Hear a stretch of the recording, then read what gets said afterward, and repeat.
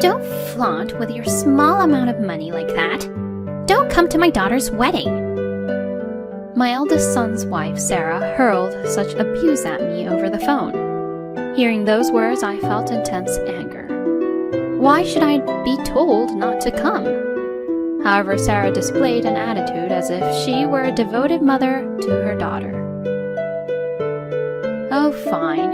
If that's the case, I'll be happy to comply." Feeling fed up with her attitude, I said so. Sarah then burst into laughter as if she got the results she wanted. It's infuriating. It makes me want to cry.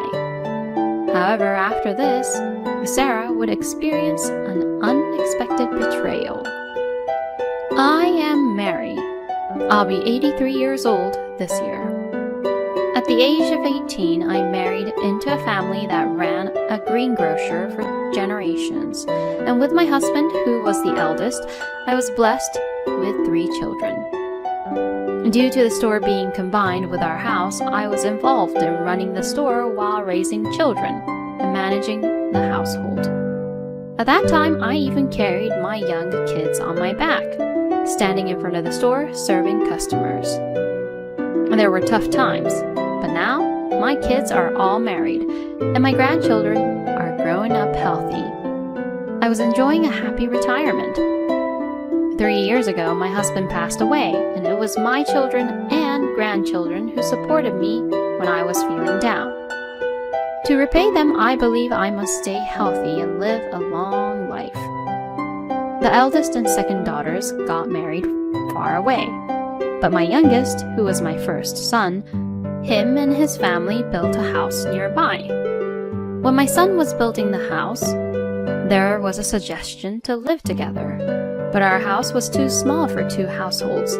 Moreover, my eldest son had no intention of taking over the greengrocer business and chose to work for a company.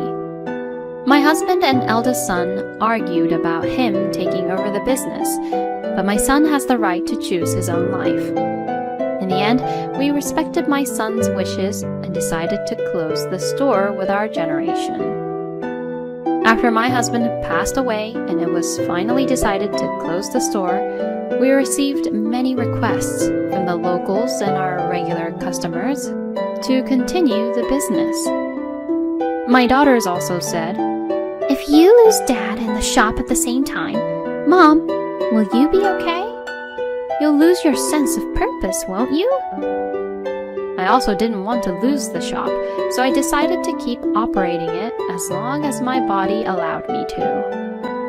This shop, which holds memories not only with my kids but also with my grandchildren, is very special to me. My son's kids, Emma and her younger brother Mike, used to visit the store frequently after school. They would often stay at the store doing homework and having snacks before happily heading home. However, one day they said, "Mom said to come home without stopping by." Despite that, my eldest son's wife, Sarah, who had grown impatient with their kids' visits to my house, warned them through the school, "Don't make any detours, go straight home." It seems Sarah was dissatisfied with how I got along with her kids. One day, she said with a dissatisfied tone, "Could you not spoil the kids too much, please?" "I'm not spoiling them. I just help them with their homework and give them snacks. That's all." I argued back. While I do find my grandkids adorable, I certainly do not condone any misbehavior, and I don't let them get away with everything. With an unhappy expression, Sarah wandered around the store looking at the items. "Oh, Sarah, there are some vegetables that can't be sold just because they look a little off. If you want, you can take them home." I spoke gently. However, without understanding my kindness, Sarah frowned. "Are you telling me to feed my adorable kids something that doesn't look good?" I was surprised by her response. Even if they look unappealing, it doesn't change their taste or nutritional value. I think it's better to take home things that can't be sold than to not be sold at the store and just trash them. In the end, Sarah picked up the products displayed for sale. "That will be 70 cents. When I said that, she opened her eyes wide and exclaimed, "Wait, you're charging money? Even though we're family?" "The items on display are products, so of course." However, she made excuses like not having her wallet and left without paying. Since then, she has been taking the store's products home without paying for them. Decades have passed since then. Even now, Sarah takes the store's vegetables home for free as if it's a normal thing. It has escalated, and recently the amount and frequency of what she takes have been increasing, using the excuse that the kids have grown up. I used to overlook it when my husband was alive, but now that I'm running the shop alone, I can't sustain the business if she keeps doing that. With years of frustration, I confronted her. "You know, Sarah, I've decided to stop giving you vegetables for free. Since my husband passed away, I only purchase enough to sell to our regular customers and neighbors. It's fine if you pay for them properly." She reacted with the same wide-eyed surprise as before and said the same thing. "Are you saying you'll charge family members now? Besides, what's the point of earning money at this stage?" I felt angry at her words. "Don't come to the shop anymore. There's no more vegetables for you." As I yelled, Sarah seemed a bit surprised. I couldn't stand her behavior and how she took everything for granted. "Mary, please don't say such cold things. We are family, right?" And suddenly, using a sweet voice, she approached me and said, "Actually, Emma is getting married, so we have to save money.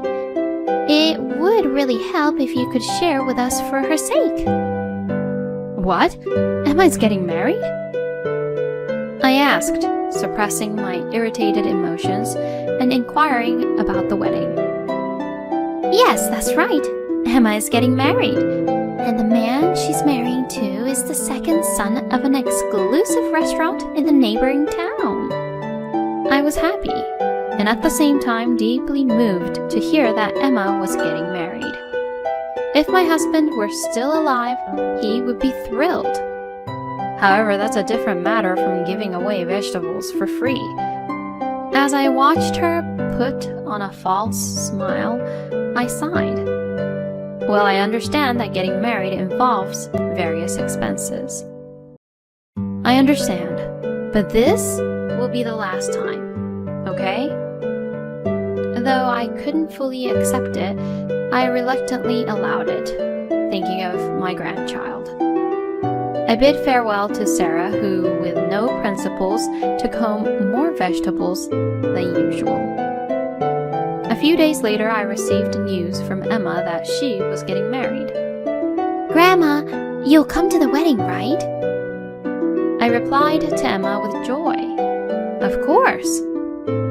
With the anticipation of seeing Emma in her moment of glory at her wedding, I praised myself for living so long. However, in the evening of that day, Sarah visited our home again. Usually, she would immediately start browsing through the vegetables when she came. But today, she seemed different. "I'm sorry to bring this up suddenly, but there's something I need to discuss with you, Mary." She entered the house with a serious expression and suddenly started pleading to me. "What's wrong all so suddenly?" "I'm sorry, but could you provide financial assistance for Emma's wedding?" I was surprised by her sudden request. It seems that my son's salary alone is not enough to cover the cost of my grandchild's wedding. "How much do you need?" Rather than providing assistance, think of it as a gift from me. As I said that, Sarah looked up at me. "It's $60,000. "What? That much?" The amount was larger than I imagined, and I couldn't couldn't help but raise my voice. He's the son of an exclusive restaurant, so there will be many guests. But because he's the second son, it seems there won't be as much support from his family as their first son. I listened to her story and briefly considered whether I should give her the money or not. However, Emma has always been the closest to me, and I've taken care of her since she was little. I see. Fine. If the money is for Emma, I had no regrets or hesitation about giving it. There's still my late husband's insurance money. I'll use it for my grandchild's joyous new beginning. My late husband in heaven wouldn't be angry if it's for our grandchild. According to Sarah, the deadline for the wedding expenses is the day after tomorrow. In that case, I'll transfer the money tomorrow. When I said that, Sarah told me, "We have to transfer the money together with Emma's fiancé's portion." Wondering if that's how it works, the next day I handed over the prepared cash to Sarah, who went to the bank. After a while, the wedding invitation arrived. I was about to open it when I received a call from Emma. "Did you receive the wedding invitation?" I could hear how happy Emma was. It just arrived. I'm really looking forward to it. Then Emma began talking about her fiancé. She spoke with joy, her face full of delight, eager for me to meet her kind fiancé. "The reception will be held at his family's restaurant, and we decided on that because it would be more affordable." She spoke about the wedding. For some reason, I couldn't fully grasp her words. Having it at a restaurant makes it more affordable? I asked for a clarification. "Yes, that's right. We visited a few places, but they were all expensive. While talking to him, we thought it would be cheaper to have it at his family's place. Besides, the food there is excellent, and they have a spacious venue. So we thought of using the money saved for our honeymoon." I absent-mindedly replied over the phone. While listening to Emma, I couldn't help but wonder where the $60,000 I gave Sarah went to. From her story, it didn't seem like Emma was lying. She seemed completely unaware of the $60,000 I gave to Sarah, and I couldn't help but suspect that it was all planned by Sarah. She might have plotted to not only take the vegetables, but also money from me, and finally executed the plan, and I felt that there was a good chance of Sarah doing so. "If we have the wedding at his family's place, we can cover the cost with our savings. And besides, I think we'll receive congratulatory gifts from everyone, so it won't burden us too much." Hearing my granddaughter's words, I felt my blood run cold. After the call ended, I realized what Sarah had done and was dumbfounded. I needed to confront her immediately and get back the $60,000. With trembling hands, I called Sarah right away. "Oh, Mary, what's the matter?" Hearing her feigned, innocent voice, I took a deep breath and spoke in a low voice. "Sarah, the wedding invitation arrived." "Oh, did it arrive? We seem to be able to have the wedding without any problems, all thanks to you. Emma is also very happy." Hearing those words, I lost my patience. How could she be so blatant with her lies? Stop with these blatant lies. I confronted her with an angry tone. Emma contacted me, but she seemed to know nothing about my congratulatory gift. She was so delighted that the wedding expenses were kept low. Where did you put my money? While I intended to question her calmly, my words became stronger. In response to my words, she sighed. "Mary, wedding expenses aren't just for the ceremony. We also need to buy furniture and appliances for the new home, and they might have children in the future. No matter how much there is, it won't be enough.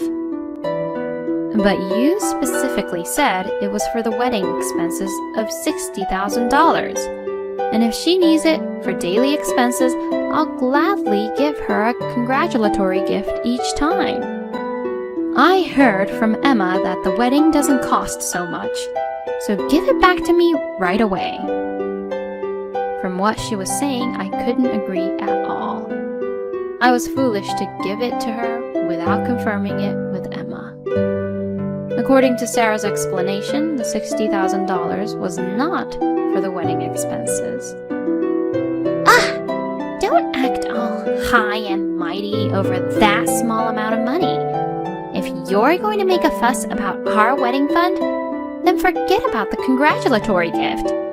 Don't come to our daughter's wedding, Sarah declared with those words.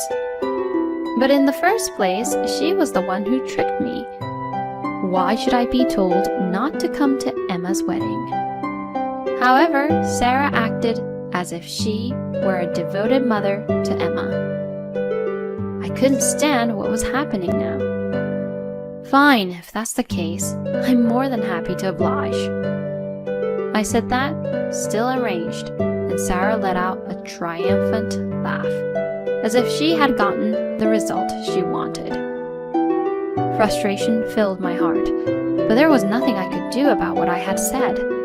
I tearfully opened the wedding invitation and I chose to decline the invitation and sent it back.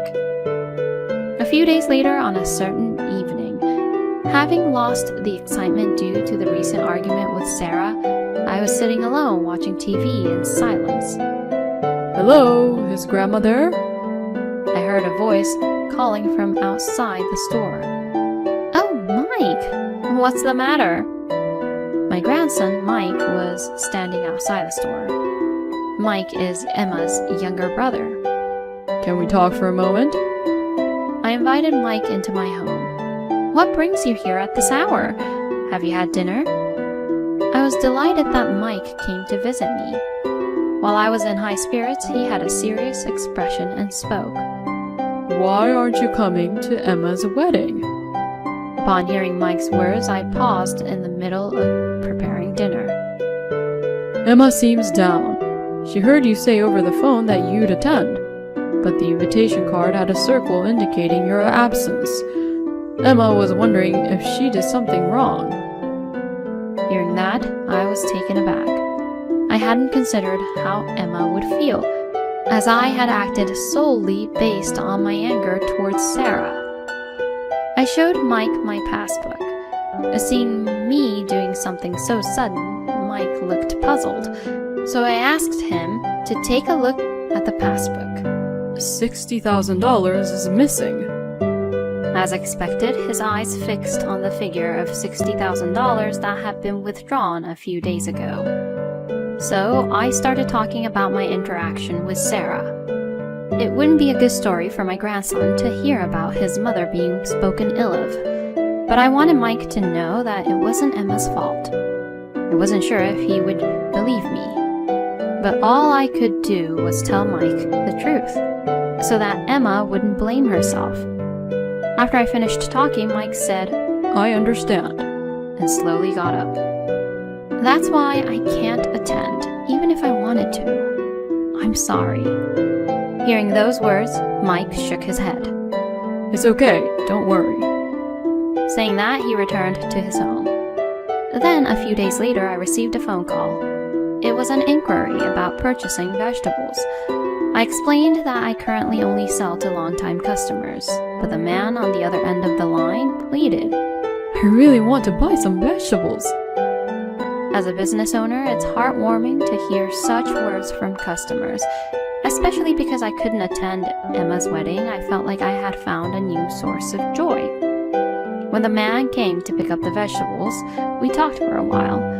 It seemed like he had recently moved to the neighborhood. He had a gentle way of speaking and looked clean and nice. The man started coming to the store every few days. Each time he asked for a large quantity of vegetables. He said, I want everyone to try these delicious vegetables. While I appreciated his enthusiasm, I explained that It would be impossible to sell that much vegetables to many people. But he didn't mind if the vegetables were not up to the standard. Yielding to his enthusiasm, I made arrangements with a contract farmer and the fresh produce market that directly supplied me. I also temporarily stopped selling to other customers to fulfill his orders. As I led busy days, the day of the wedding arrived in the blink of an eye. I imagined Emma being a beautiful bride and wished I could see her. But I had to suppress that desire, as it wouldn't come true, so I turned on the TV as usual. Because many items had been sold the other day, there were no products to sell in the store today. I had nothing to do and felt even emptier. Excuse me, hello? The voice from in front of the store caught my attention, so I got up and peeked outside the shop. The man, David, who had been coming here lately, was there. "Oh, are you here to shop?" No, I came here for a different reason today. As he said that, David approached me and quickly took my hand. Let's go. It's the wedding day today, right? I had previously mentioned him about Emma's wedding, even the date. Embarrassed and with a wry smile, I thought I revealed too much information. "Oh, you've been mindful of that, huh? Thank you, but you see, I replied that I couldn't go, so I can't go." Even so, the bride asked me to make sure I bring you. I wonder if this man knows Emma. He has been coming here many times, but we haven't talked about that at all. I couldn't help but show a puzzled expression. I'm sorry. She told me not to say anything to you, but I am actually Emma's fiancé. I couldn't catch up with the sudden revelation and stared at his face. I was too surprised to say anything. Emma really wants you to come, Mary. She said, please bring her, it'll be fine. He showed me photos of him and Emma together, as well as pictures of his father on the restaurant's website. He also showed me a family photo taken with his smartphone, clearing away my doubts about him. Thanks to that, my tension eased, and understanding that he was Emma's fiancé, I got into his car. That's how I safely arrived at the venue. Afterward, he led me to a room. "Oh, you came, Grandma!" There was my granddaughter, all ready for the wedding. Seeing her in a beautiful dress, tears welled up in my eyes. "Emma, you look absolutely stunning. You've grown up so fast." While saying that, I approached her and took in the sight of my granddaughter on her special day. She had tears in her eyes as well, but she was smiling happily. "I heard a lot from Mike. I'm sorry for the terrible things my mother did." She apologized in a disappointed voice. "That's right. I really couldn't stand Sarah's attitude, but you don't need to apologize, Emma. Today is your special day. It was so nice to see you in your beautiful dress. We should be grateful to David." As I said that, I looked at him, and he also smiled gently. "Now you should get ready too. The wedding will start soon, right?" He had brought me to Emma, and he was still in his casual clothes. I urged him to get changed quickly. It wouldn't do for the groom to appear at the wedding in his casual clothes. "Come on, Grandma. You need to prepare your hairstyle and everything," Emma urged me on. "Well, I have to go back before seeing Sarah. If we meet again, we'll just end up fighting." My granddaughter's feelings were heartwarming. However, I couldn't afford to create a scene where Sarah would yell and scream during this important event. "Then don't worry about it." Emma says so, confidently. Just then, we heard a knock on the door. When Mike entered the room and saw me, he greeted me with delight, saying, "Oh, Grandma, you came." Emma's fiancé had left the room to prepare, leaving only the two grandkids and me in the waiting room. "Well, I'll be on my way soon." Seeing me say that, the two grandkids exchanged glances and burst into laughter. Then Mike took out his smartphone and made a call. It seemed like a video call, and both of them were peering into the screen. What's this? Mike! What do you mean by this? As soon as the call connected, I heard a voice yelling through the smartphone. It was Sarah. What's going on? You said you'd park the car and come back, but you disappeared. What's the meaning of this? You said the wedding venue had changed, right? Watching their reactions, it seemed that Mike had taken her to a different wedding venue. Mom, did you apologize to Grandma? She's not here. Grandma isn't here. Saying that, Emma questioned her. Hearing Emma mention me, I instinctively raised my head, but I decided to silently listen to their conversation. Apologize to Grandma? Of course I did. It's strange. She said she would come. Anyway, hurry up and come pick me up. I can't help but be amazed by Sarah, who lies so easily. Instead of apologizing, she hasn't contacted me at all since that incident. Really? And did you return the money? Emma further asked. Of course, I returned it. Now, send someone to pick me up. In response to her casual reply, I stood up and shouted at her. Stop saying nonsense. All you do is lie. Not only did you not apologize, but you haven't contacted me even once since then. What? Why are you there, Mary? Her surprised voice echoed from the phone. Ignoring that, I continued to shout at Sarah. Stop spouting nonsense and return my money now. Upon hearing that, Sarah retorted with a defiant tone. Don't call me a liar. You're the one who said you would be absent, and yet here you are. This is just another one of your excuses not to show up. She condescendingly said something that made no sense at all. However, it seemed that she didn't understand the situation she was in. I have no intention of attending the wedding. Since you seem to not understand, let me explain. If I'm absent, you won't be able to attend the wedding either. Got it? What are you talking about? She spoke as if she couldn't understand at all, so I continued. If you think carefully, you'll understand. You should think about the reason why Emma brought me here. Is everything going as you imagined? I said that as I huffed to make her feel uncomfortable. Emma nodded when she heard my words and said, Grandma is right. I wanted Grandma to attend, so that's why I brought her to the venue. If Grandma is absent, you can't attend either, Mom. What? Emma, what do you mean? Fine. Prepare a seat for Grandma then. Fine. She reluctantly said, showing her frustration. We're done talking. Now come and pick me up. I'm sorry, I can't do that. Mike refused his mother's request. If I go now, the wedding will start. Call for a taxi and come on your own. The two grandkids were grinning and seemed to be expressing their frustration on my behalf. Probably Sarah on the other end of the call must be boiling with anger. After finishing the conversation on the phone, Emma looked at me and said, Actually, we've prepared a seat for you, Grandma, from the beginning.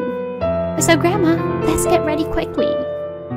Hearing that, I was so happy that tears welled up in my eyes. I followed Emma's words and quickly got dressed in a rented formal dress and had my makeup done. Then I headed to the venue with Mike. And by the way, does your father know about this? I asked Mike. I don't think so. I don't talk to him much in general. Well, he should be coming around now, I guess. Mike's estimation was correct, and shortly after that, my eldest son appeared. After confirming my presence, he murmured with an annoyed look. Oh, Mom, you're here. What's going on? My wife hasn't arrived yet. where is Sarah?" Seeing his attitude, I couldn't help but be amazed by my own child.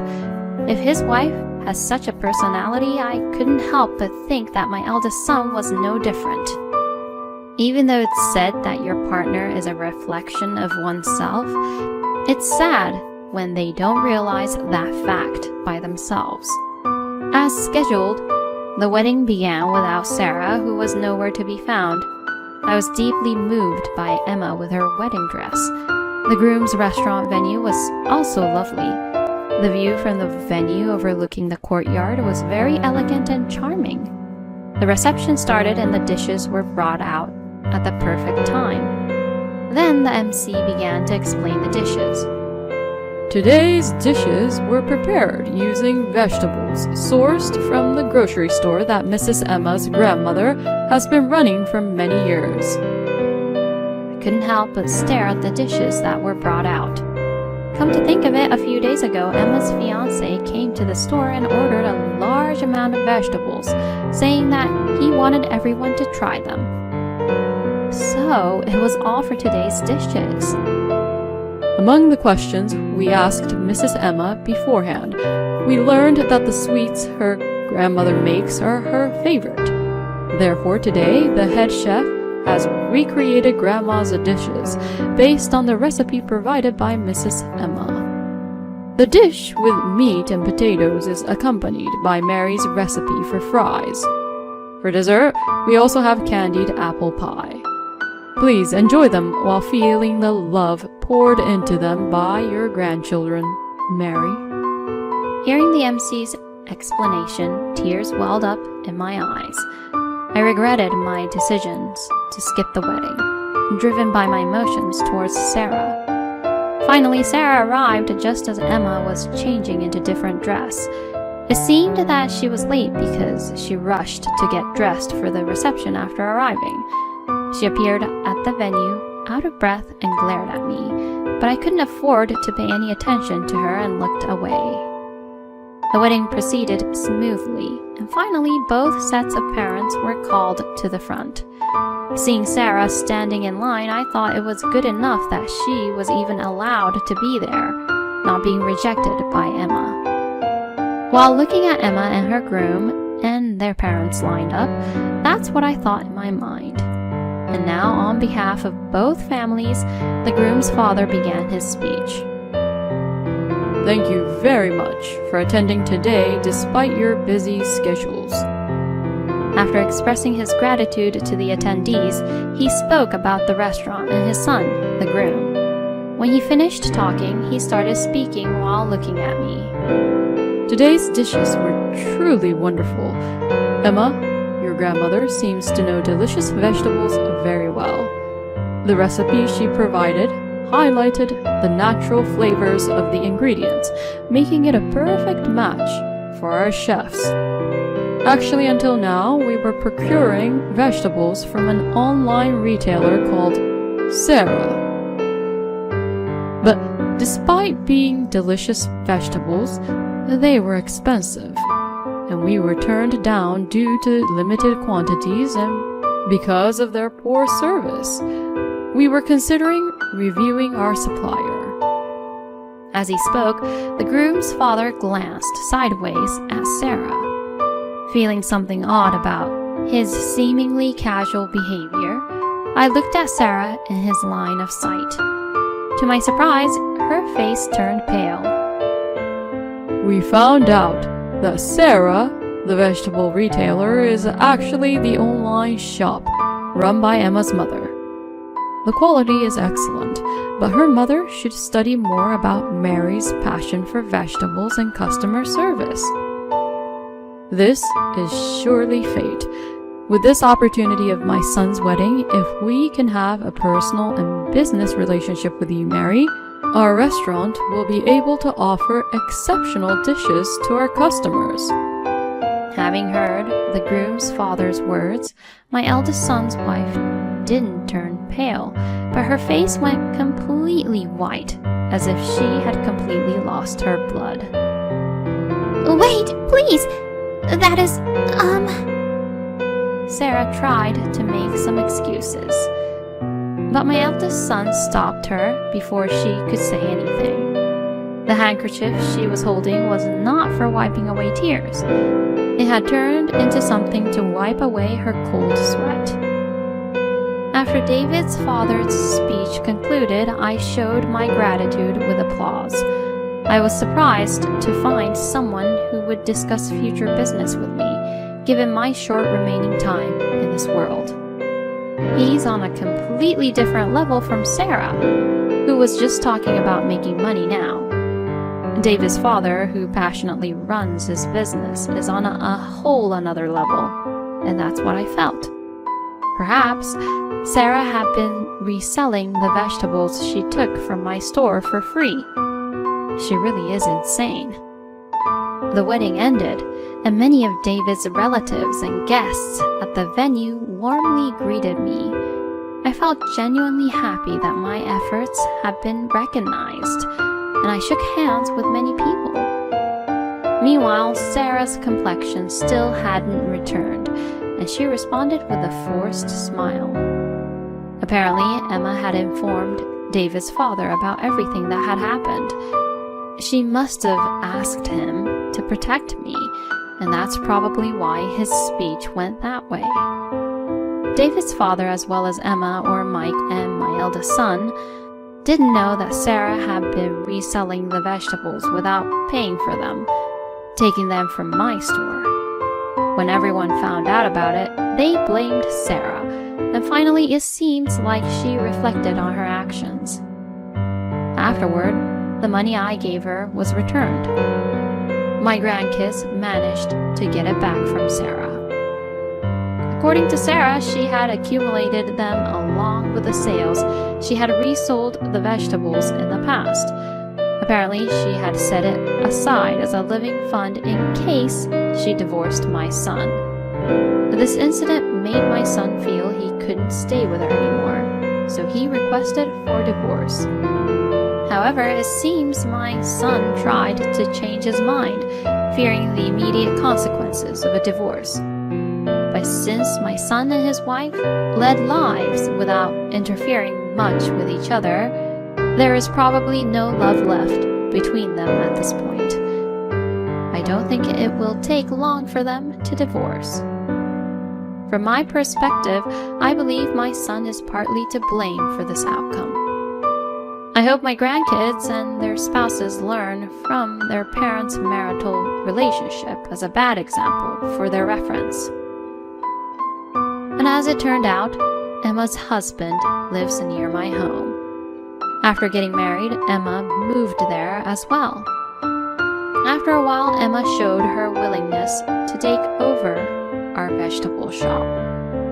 To increase the quantity of products handled by the store, we made a contract with a farmer related to David's family. We also stopped limiting our transactions and went back to the way we operated when my husband and I ran the business. Additionally, we opened an online shop, and with this, the volume of our purchases will significantly increase compared to when my husband and I were doing this together. With the $60,000 that my grandkids got back, we also renovated the store. With the effect of a beautifully remodeled shop and my grandchild becoming the poster girl, we started to attract new customers. The lively atmosphere from before has returned to the store. In the near future, the day may come when I will run the store with my great-grandchild on my back. With such excitement in mind, I pledge to continue my business energetically.